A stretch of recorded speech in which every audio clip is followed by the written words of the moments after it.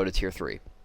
I'm not necessarily suggesting that they should. I mean, I'm not an Orc player. I don't necessarily understand the pros and cons of that particular choice.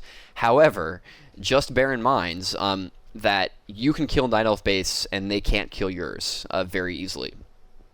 95 out of 100 times when I play against Orc, they say GG after I beat them in an open fight in the field, or in a fight in their base where I was already winning, or whether they're still at tier 2 and I was able to kill. I was able to take down their burrows, but I'm not really killing an Orc base ever. I'm not really winning the game that way very often. Because Night Elf just isn't that good at killing buildings. We're much better at killing armies.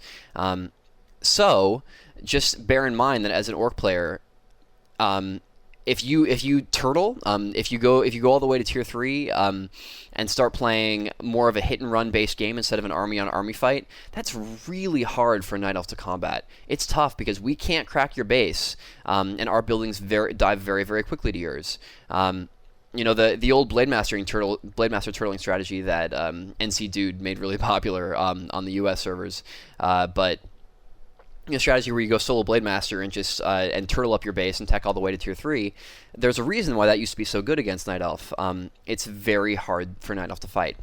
I'm not saying that you should start adopting that strategy again, because it is beatable, and I think it's very single-minded, but there are aspects of that you can work into your playstyle. I mean, you can go ahead and tech to tier 3, and maybe one thing that I've seen a couple of Orc players do that I found very hard to stop was teching to tier 3 while doing hit and runs, and then getting an expansion and towering up our expansion, playing it kind of like Human, where they get a relatively early expansion, then tower up their expansions and get their fortified towers so that you can't really kill them, and then all of a sudden you're in a situation where they have 2 bases, neither of which you can kill,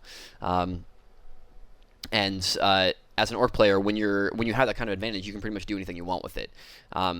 So that's one option. Or you can go to tier 3 for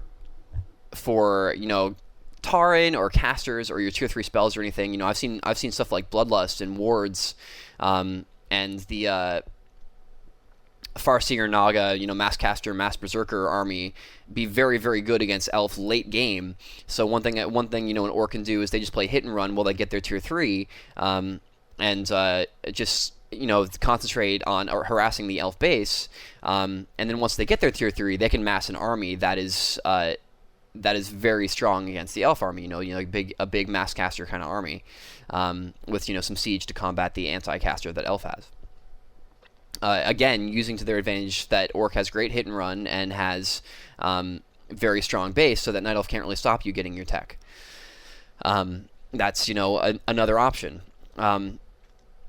Basically, there are a lot of areas that in the past I've played against some creative Orc players who've been able to explore them to great effectiveness, and I feel like as an Orc player versus Night Elf, I would be, if I were on the side of the matchup, I would be interested in checking some of that stuff out. Obviously, I'm not an Orc player. I don't know whether or not those things are necessarily viable, or how you would have to actually execute or tweak that. But those are areas where the Night Elf is weak. So I think Orcs should be looking to exploit those more if they want to get reliable victories in the matchup. If everybody tries to play like Grubby, they're probably not going to win very much. I mean, Grubby's very good at beating Elf, and he beats a lot of very incredible Elves. But Grubby, bear in mind, is very, very good at playing any race. He has absolutely absurd micro, and obviously his strategy and his unit decisions and his macro isn't bad either, so you put that all together, and he can win with anything, and so trying to emulate that is not necessarily the best thing to do. I mean, obviously everybody should practice their micro, but if you're watching replays, and you can't just copy Grubby, because what Grubby does is he builds a standard unit mix and uses it perfectly. And so if you don't use that perfectly, then you'll lose where he won. So you might be wanting to think of other ways to play the matchup if you're not if you're losing with what he's doing, which is another thing that you should always bear in mind. When you're watching replays, you can you can see the areas where you're not. You should see the areas where you're not as good as those players yet, and you can practice in those areas. But in the meantime, if you want to win, you have to look at the things that you actually can do that they are doing, which are greater strategy decisions, macro decisions, or little micro tricks that are easy for you to copy. Well, I think that's probably enough for one particular commentary. I'd be interested to hear what you guys thought about this one, with all the strategy that I threw at you and all the things that I had to say about Orc. I've talked to my Orc friends, a lot of them agree with me that there are other ways to play the matchup other than Standard, and that Standard Orc has a hard time with Standard Night Elf. Whenever that's the case, you should probably be thinking of ways to change things up a little bit.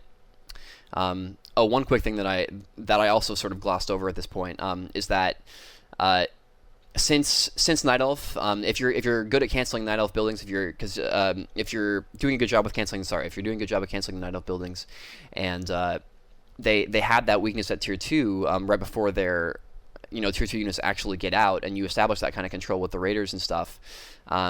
Night Elf is the race that's most susceptible to tower rushes. It just is. Don't forget about tower rushes. What Grubby did in this game almost worked. It was very, very close to working. And if he had in my opinion, if he had maybe like a Shadow Hunter with Serpent Ward or something a little more suited to the tower rushes, a hero combination more suited to it, or maybe some more units that were more suited to it, like maybe some Headhunters or something to throw in there, then he probably would have won the game right there. Night Elf is very vulnerable to that early tier 2 push before they get their army out. So if you're able to establish an advantage with those hit and runs early, killing their archers when you have the advantage over them with your grunts, or just harassing their base when you have the advantage over them with a Blade Master or whatever it is that you do, and then you're able to slow down their tier 2, all that amounts to a very good tower rush opportunity. So don't forget about that either. All right, I think now I really am done. This is Balance from WCReplays.com. Hope you enjoyed this commentary, and I will see you guys again soon.